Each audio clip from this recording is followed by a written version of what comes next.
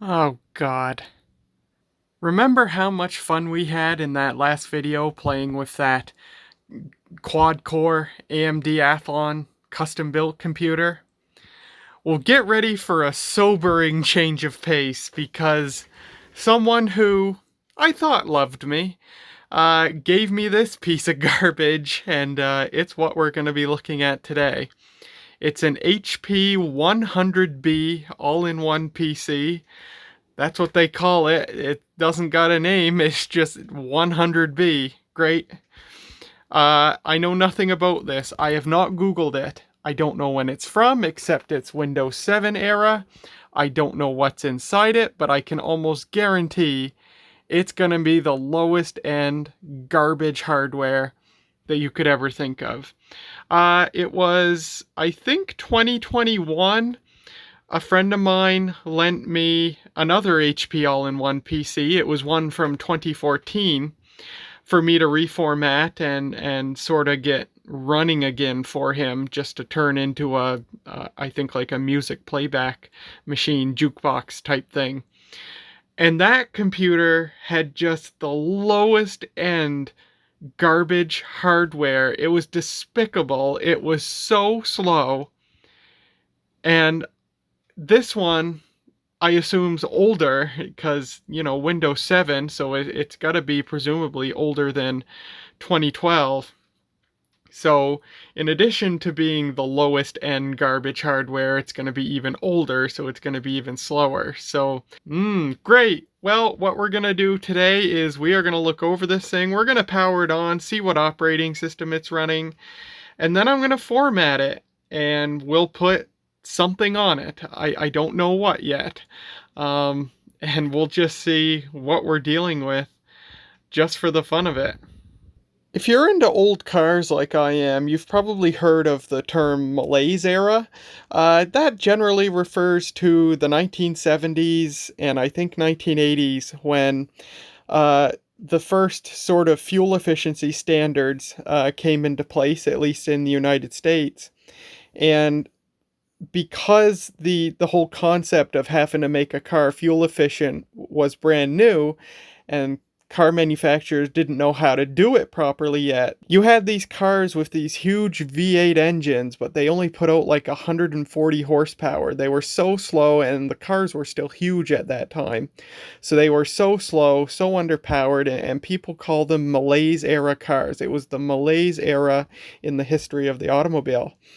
And in my opinion, there was a malaise era of personal computing, and it was the early to mid 2010s. And it was when many manufacturers, most notably HP and Lenovo, were churning out tons and tons of computers that were so cheap and so underpowered that they were almost certified e-waste right out of the gate. And people bought them up because they were cheap. The early 2010s was, I think, the first time where you could get a computer running Windows. It was licensed for Windows for like less than $300.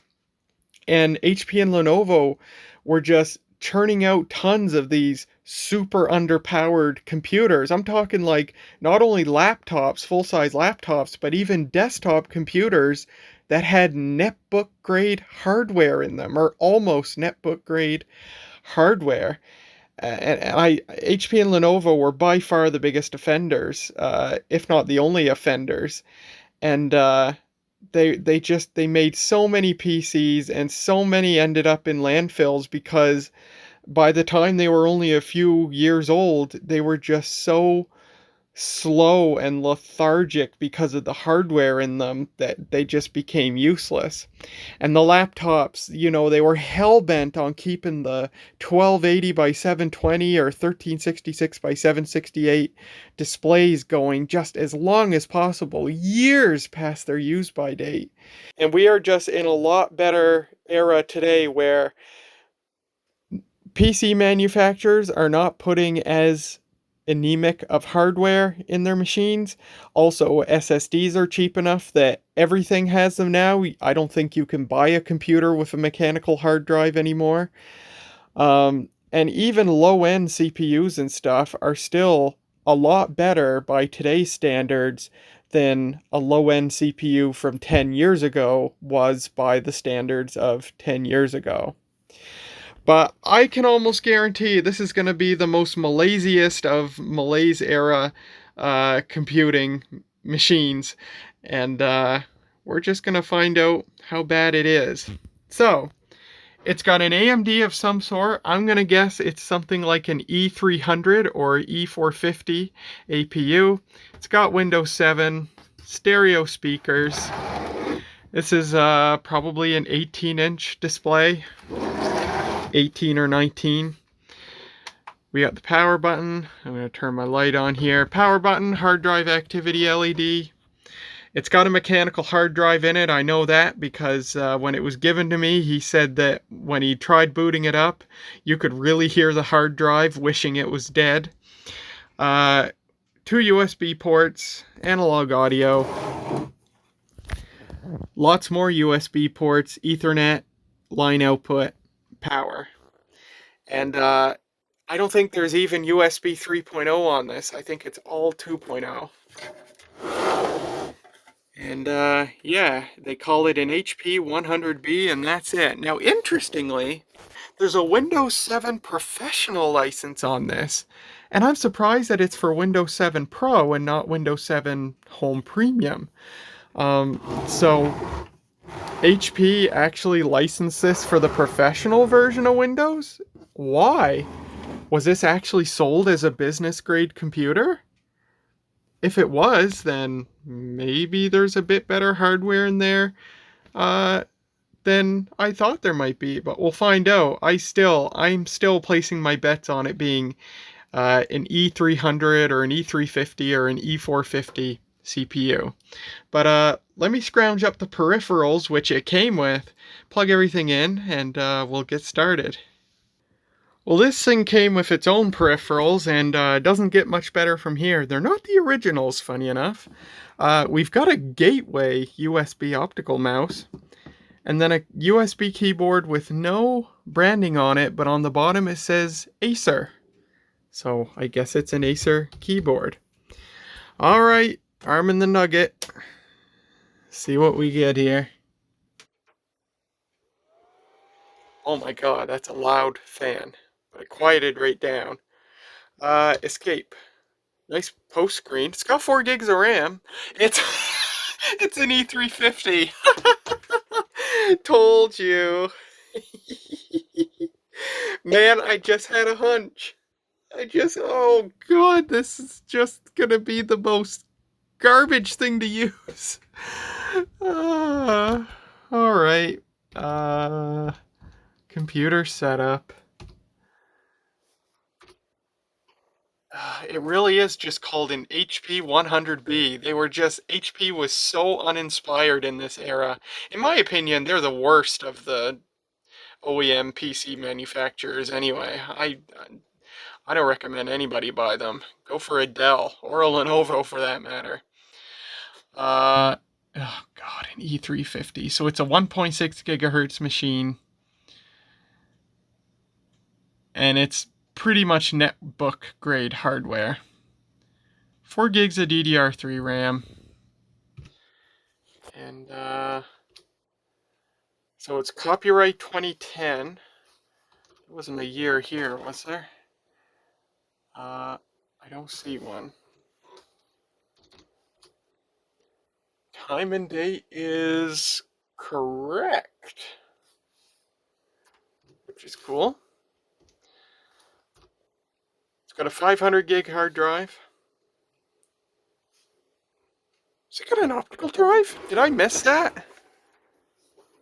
Oh, it does! I didn't even look on this side. It's got an optical drive. Laptop style. Okay, cool. I didn't realize that. Excellent. Oh, it's got a UEFI BIOS. Cool. Alright, let's see what this thing boots into. I'll probably have to censor the screen, because I don't want to show any personal information. What do you think it's going to boot to? I'm going to guess Windows 7. No, it's running Windows 10. Well, well, well. It's been upgraded. They took advantage of the free upgrade.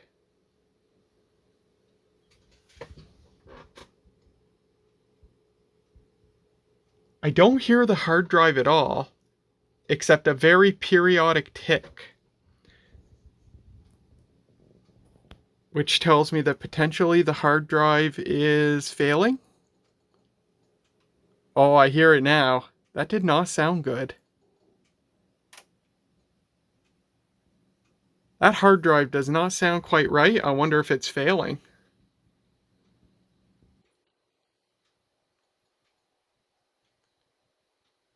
See if you can hear this.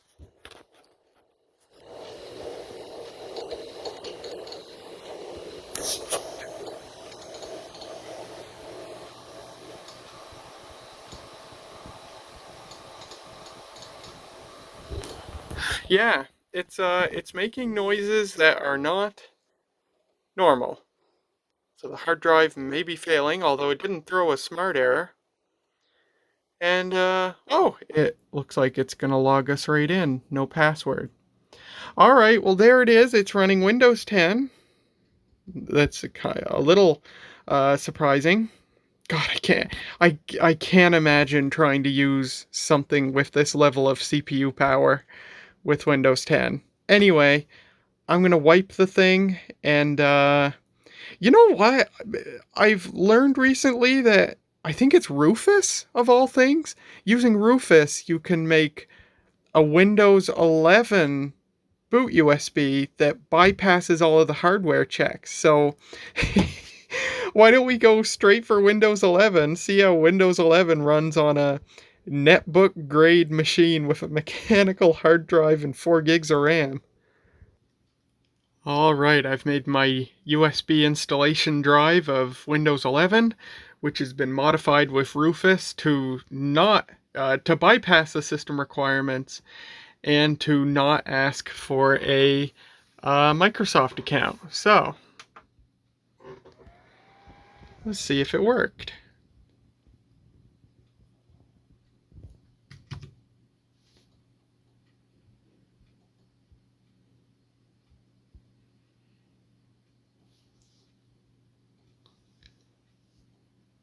And it appears to be working. I did not get to the boot menu that I was promised for pressing escape, but we do appear to be booting to the Windows 11 installation regardless. Well, there it is. Looking good so far. Yes, this hard drive is making occasional tick, tick, tick, tick, tick, tick noises. Alright, gonna choose Pro, because that's what we're licensed for.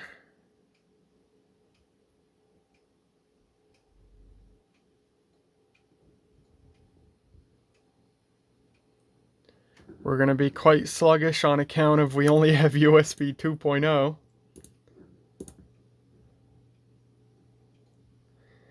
And, oh, we still got the, do we still have the recovery partition on here? Hold on. Hold the phone. I want to see what the original software install looked like on this. If this actually still exists and is intact, I want to boot to this and reload it from the original software. System recovery? Okay, that looks promising.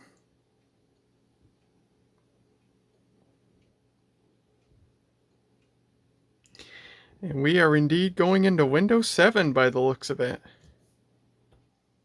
Welcome to Recovery Manager, HP's tool that lets you quickly get your operating system back up and running if it ever gets corrupted. I need help immediately!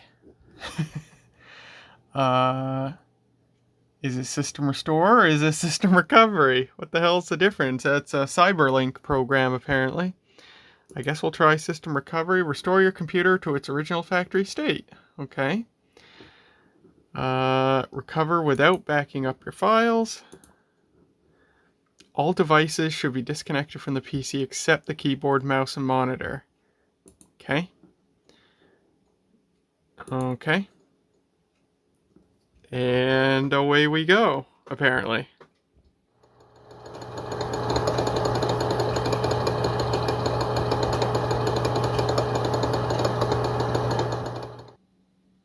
Restoration complete. Okie dokie.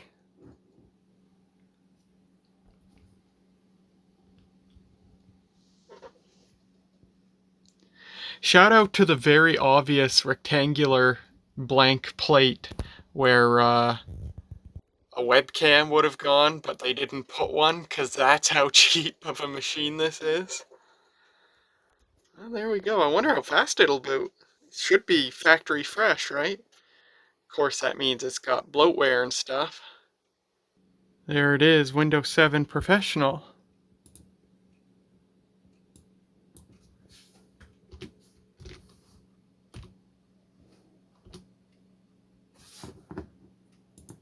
I hope it doesn't make me type in a license key.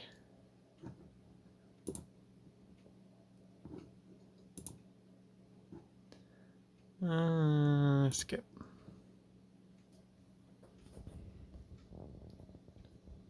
What do we got for a background? Is that our background? It's very plain. I can't believe there's not an HP logo.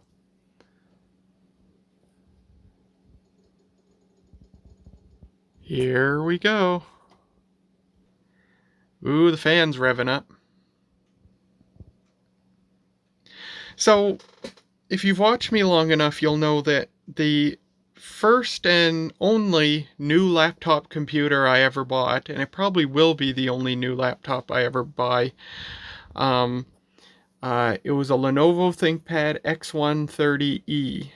I bought it in 2012 in preparation for university, and that laptop, I rode that laptop for a long time. I stopped using it in 2016, I think. It was 4 years old, which was kind of disappointing, but it started having issues. It was slow as balls because it had an AMD E450 CPU, which is what I was getting at, but the keyboard stopped working, and there's music playing.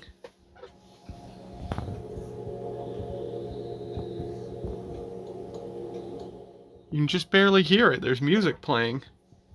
It's like this ethereal sound. Anyway, I had that for a few years. It developed hardware issues. I sold it on eBay. And when I got that computer in 2012, I didn't find the CPU to be anemic at all. Certainly wasn't as fast as some other machines I'd used. However, it made up for the lack of CPU power in that it had pretty good GPU power at the time. I even gamed on it a little bit. I played Max Payne 3, which was like one of Rockstar's games that came out in 2012. Wow. I really dislike this font that HP was doing at the time. Click the button to begin. What is this? What is this music? This is so weird. I'm glad we're experiencing this together. The computer is personal again. Register state. God, I like how the animation's not even smooth. Register later, please. You can't even render the stuff in real time.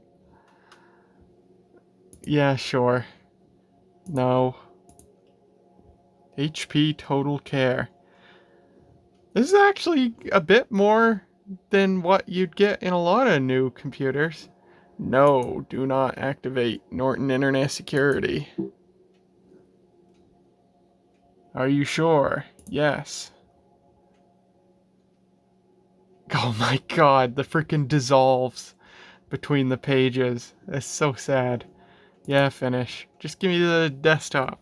This is... Oh, this is so weird.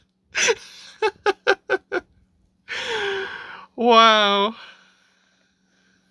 That's something I wish I didn't go through. That was so weird. Shout out to the classic Windows cursors that have made themselves apparent here for some reason.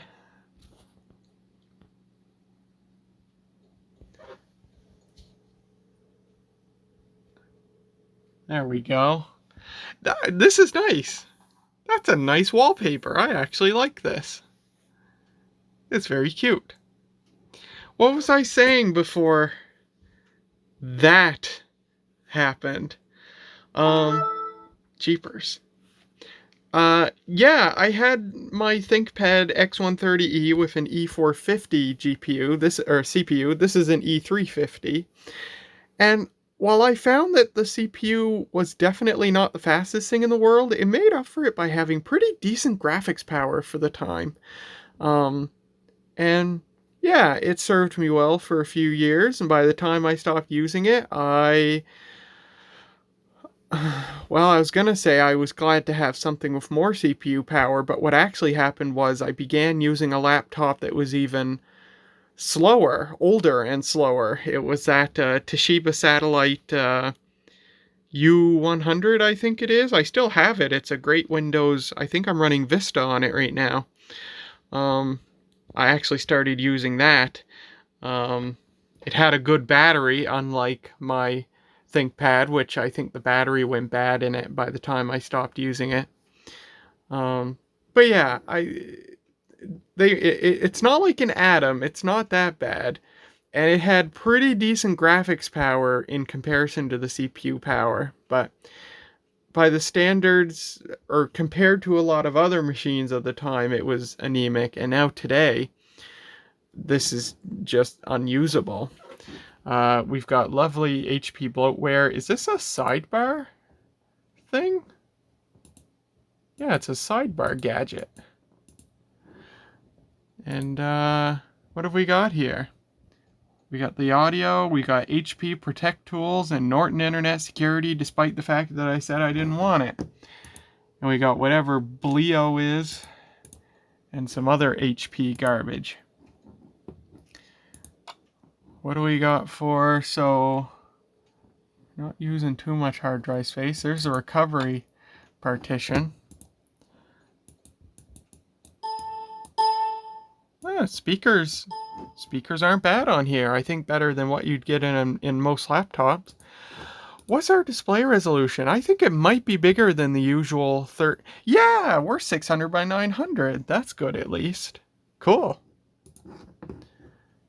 Do we get anything else? Apparently Bleo is an e-reader. We got some other garbage. Cool. And apparently we have the AMD Catalyst Control Center.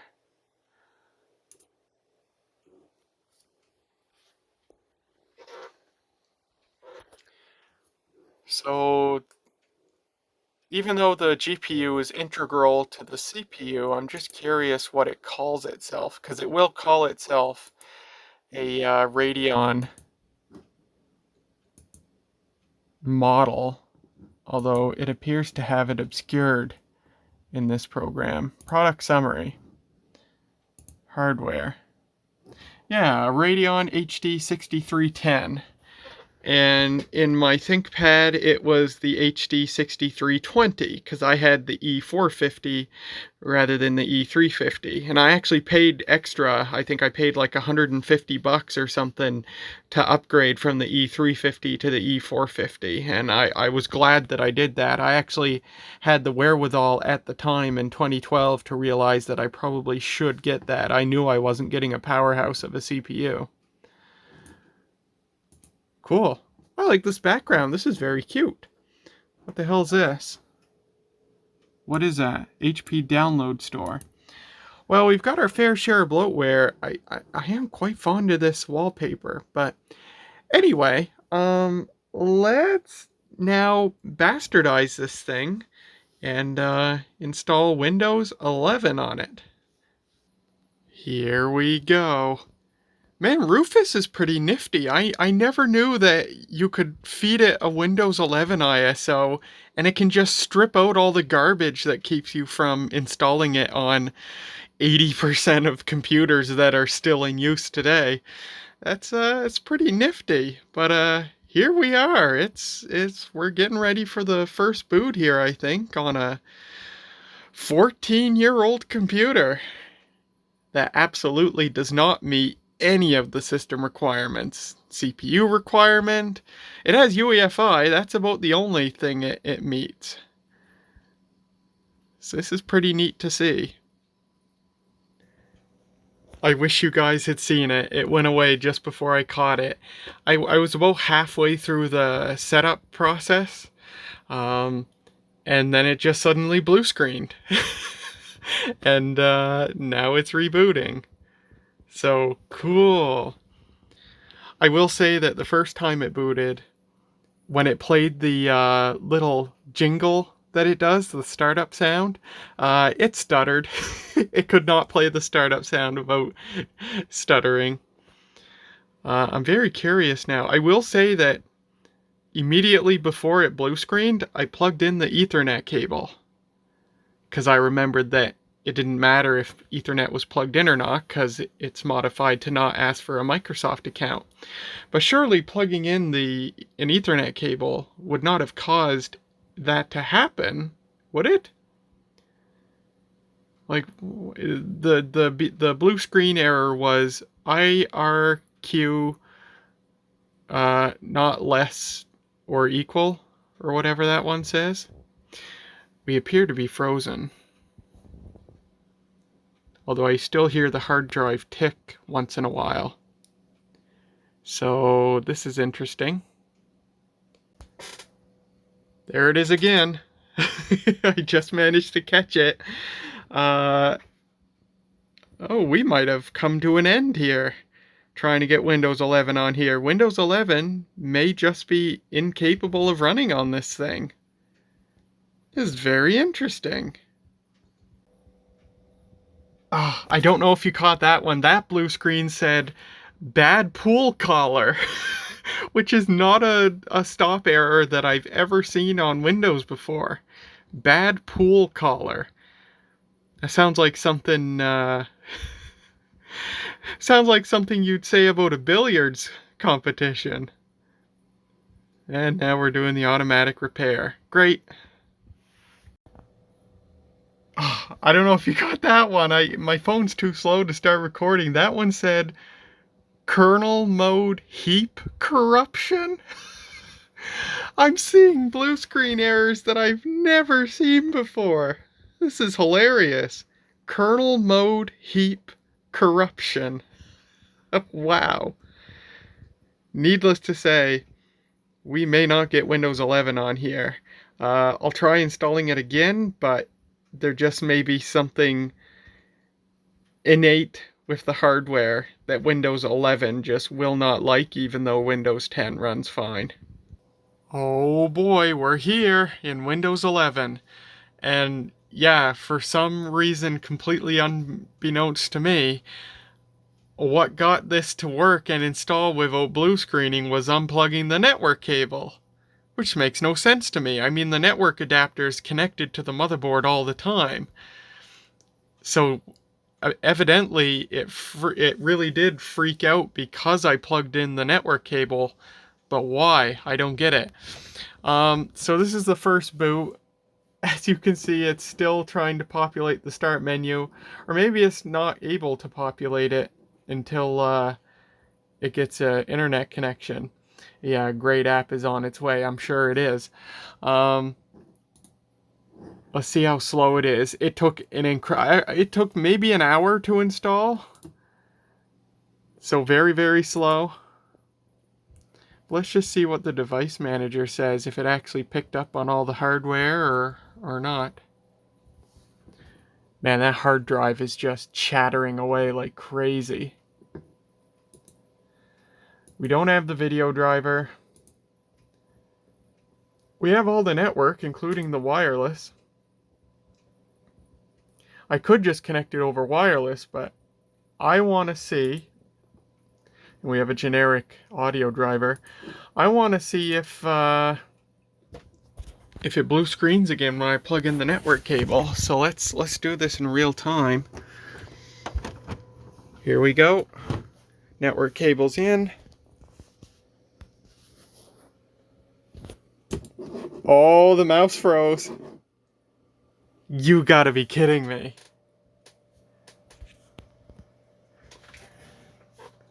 The CPU fan revved up. It's definitely gonna blue screen. Yeah, there it is.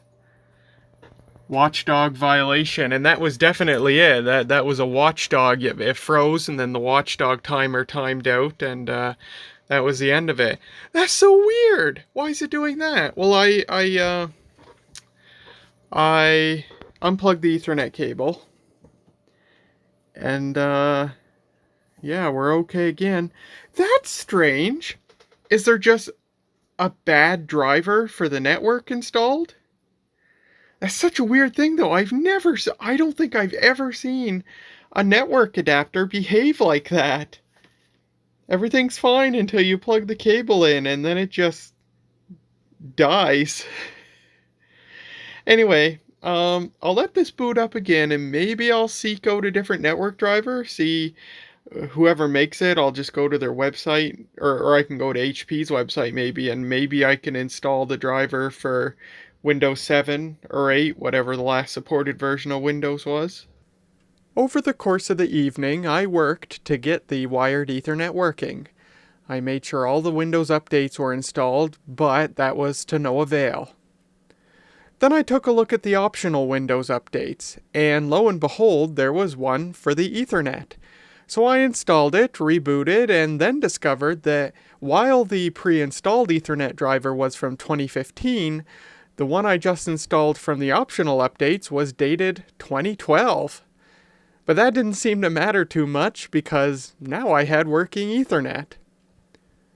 Unfortunately, that wasn't the end of my issues with Windows 11, however. I continued to have issues with it randomly freezing up, and not to mention it just ran awful in general, even compared to Windows 10. I eventually gave up. Windows 11 runs fine on a lot of unsupported PCs, but this was not going to be one of them.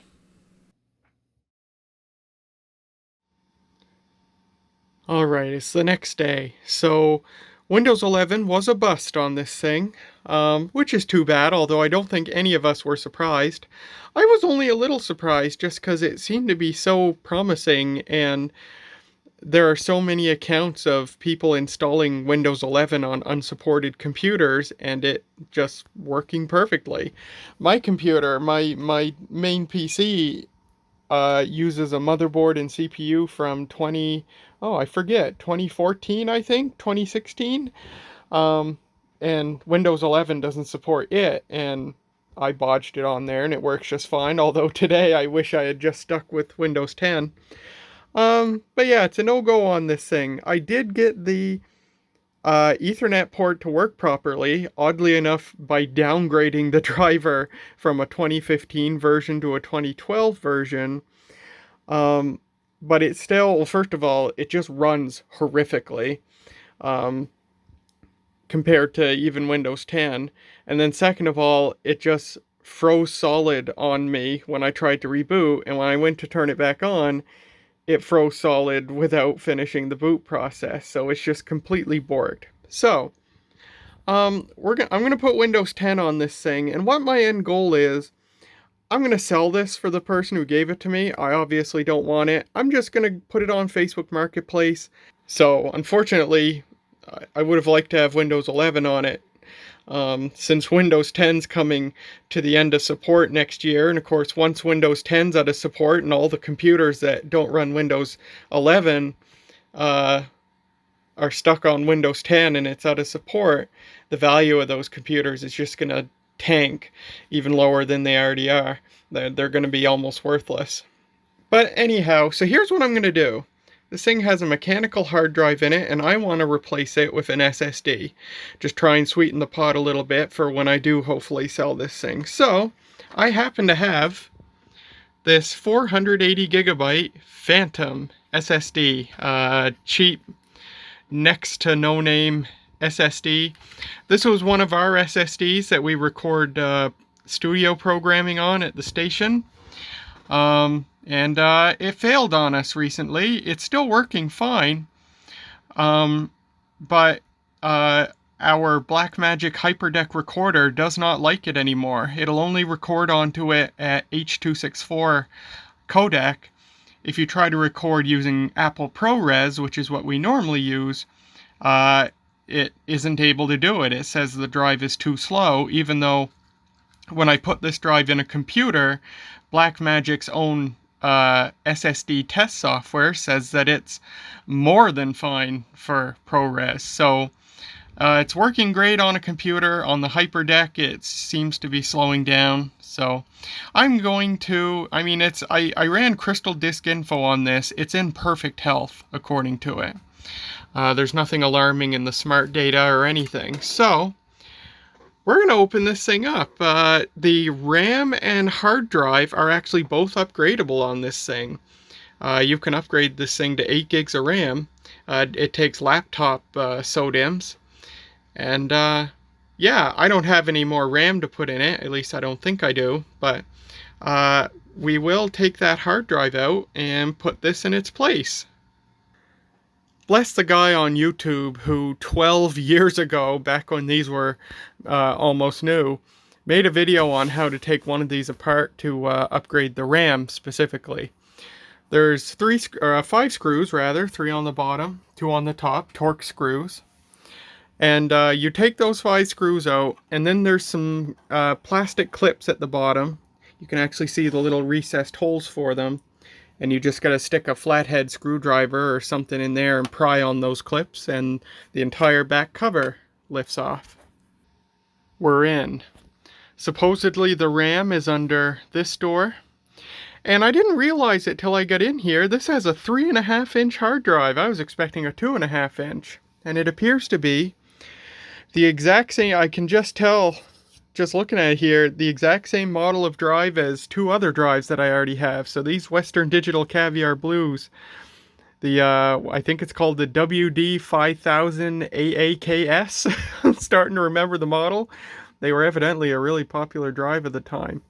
Now listen, you know how I said the guy who made a video on how to disassemble these, how he made that video 12 years ago? Now, it's just a hunch.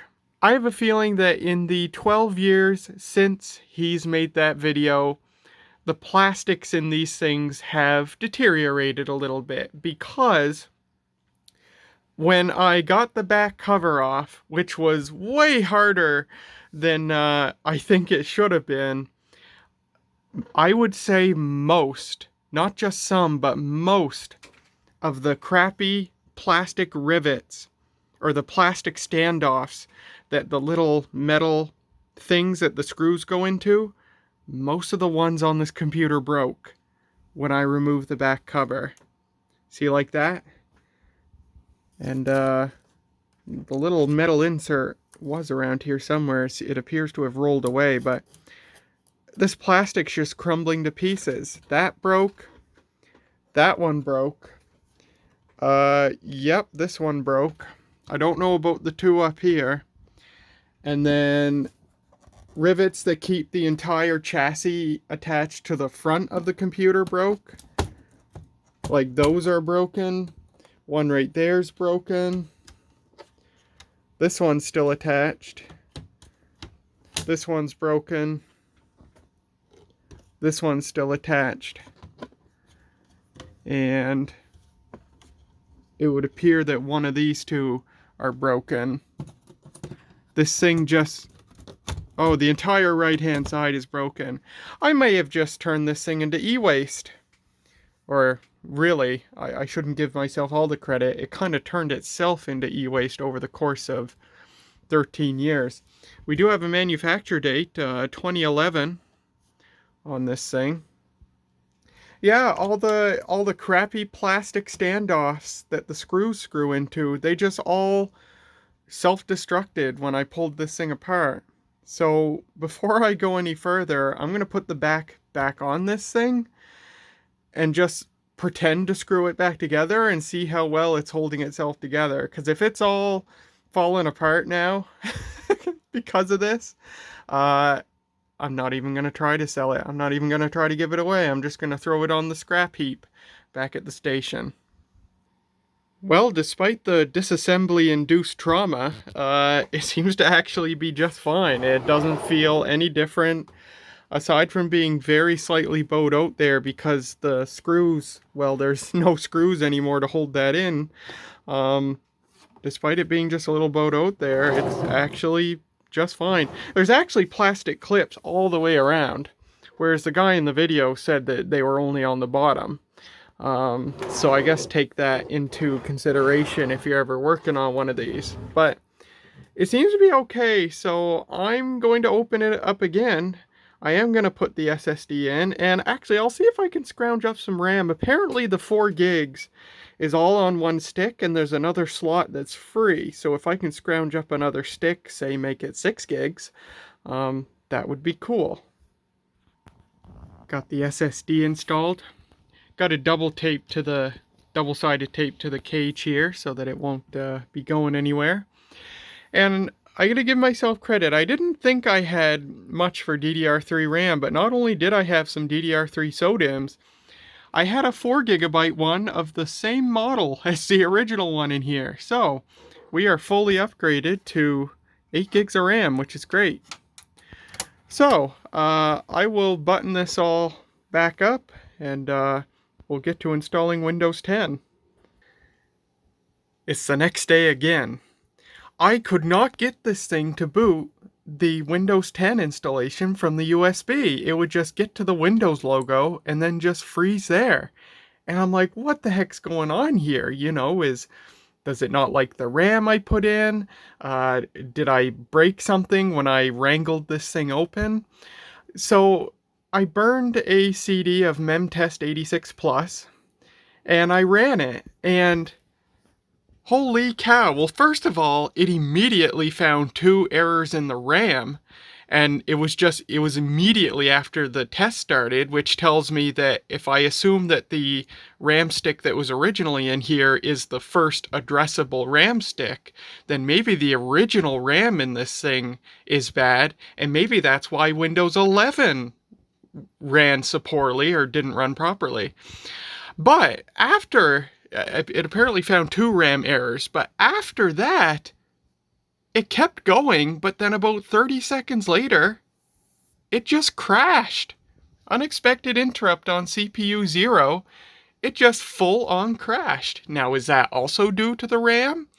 Or does this thing have other issues going on? I will pull my RAM stick back out. And just for the heck of it, I may disconnect the SSD as well, just to isolate that, make sure that's not causing any issue. And we'll try this again and see what MemTest 86 Plus does. Well, by golly, it turns out that the sticker RAM that I added was bad. So I'll have to stick that in another computer just to confirm that it's actually bad. But we seem to have 8 good gigabytes of RAM now. I did have one more 4GB stick that I stuck in addition to the original 4GB stick.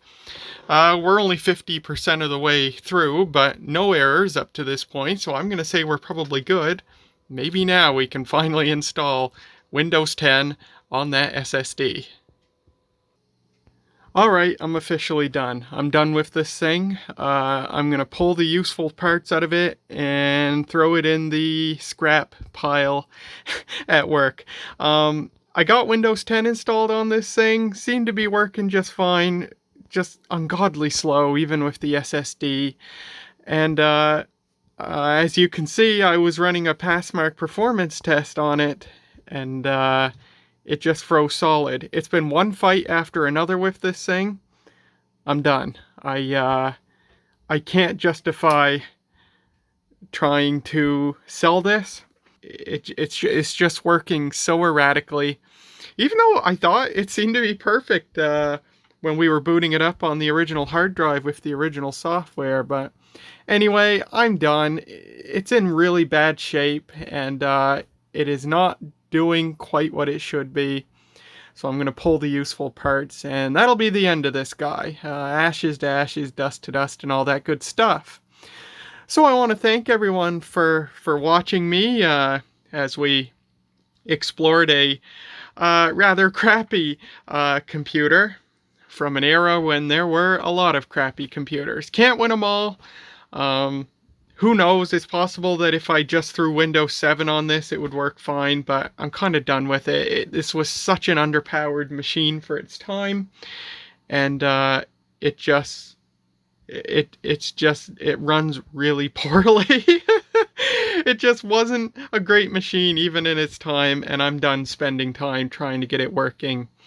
I'm just gonna put this on the scrap pile, and I'm kinda relieved to be done with it. So, thank you so much for watching. We do have more computer videos to come. I've got yet another machine from this same era, although this one's going to be a lot better one that we're going to look at in a future video. So look out for that, and I'll see you guys then.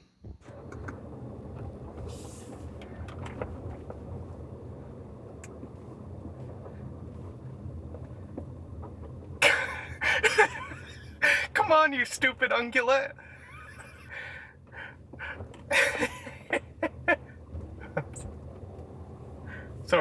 Sorry I called you an ungulate. Knee-jerk reaction.